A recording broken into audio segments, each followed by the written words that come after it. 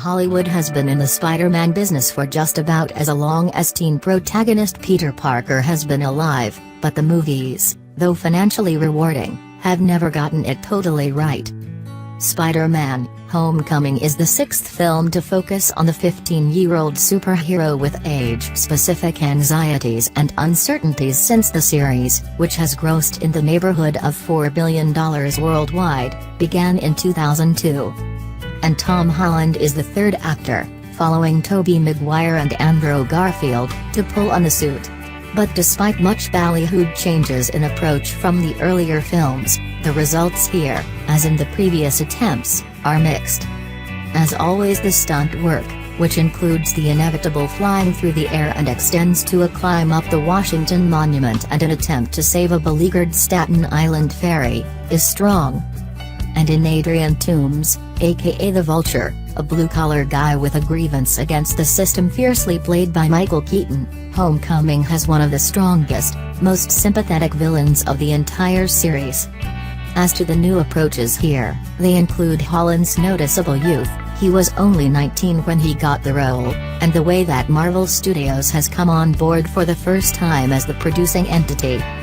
In fact, the film's title refers not necessarily to any plot development but to the boundless corporate joy that, as Marvel honcho Kevin Feige puts it, we are finally able to bring him home to the Marvel Cinematic Universe.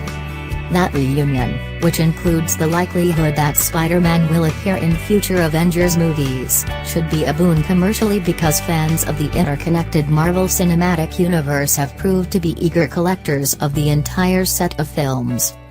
But as unevenly orchestrated by director John Watts, Sundance item Cop Car, who was also one of 6 credited screenwriters, the Marvel presence is pretty much a Washington. Benefits like some amusing moments with Chris Evans' Captain America, there's an especially good one after the final credits, are invariably balanced by distractions like a more than usually meaningless Gwyneth Paltrow cameo. As for Robert Downey Jr.'s Tony Stark and Jon Favreau's Happy Hogan, who jointly serve as Parker's mentors, their portrayals feel on automatic pilot as often as not. Stark, Iron Man, became involved with Parker, Spider-Man, when the older man recruited him to be on his team in the Captain America: Civil War battle. The thrust of the new film is the hard time Parker has readjusting to post-combat life as a high school sophomore at Queens Midtown High School of Science. That recruitment scene in Parker's bedroom was a high point in Civil War because of Holland's subdued, serious take on the youthful character. But viewers expecting more of that in Homecoming are in for a disappointment. For reasons that are unclear, that engaging characterization has been abandoned in favor of pushing Parker too hard and too long in the unwelcome opposite direction. Here he's a frantic, frenetic, wild-eyed and callow juvenile enthusiast, a characterization without staying power that owes a debt not to youthful reality but to Hollywood ideas of teenhood dating as far back as Mickey Rooney and Judy Garland. And Homecoming has doubled down on that approach by giving Parker an even more juvenile teen sidekick named Ned Leeds, Jacob Batalon, whose energy is boundless and whose every other word is awesome. If you are looking for a weak copy of the teen-centric epics of John Hughes, you will be in your element here. Other viewers have only limited reasons to apply. One of those reasons is Keaton, who appears first in a flashback as salvage operator Toomes, a little guy hoping to make an honest buck off of the alien debris scattered around New York City after the outer space attack that ended the Avengers. But Toomes gets big-footed by none other than Tony Stark, who partners with the government's newly created Department of Damage Control to take over the business, leaving Toomes with both a grudge and a plan to turn whatever alien stuff he can pilfer into illicit weapons.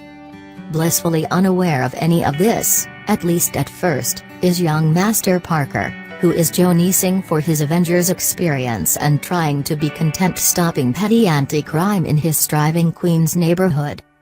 As noted, Parker is also contending with the cliched perils of high school.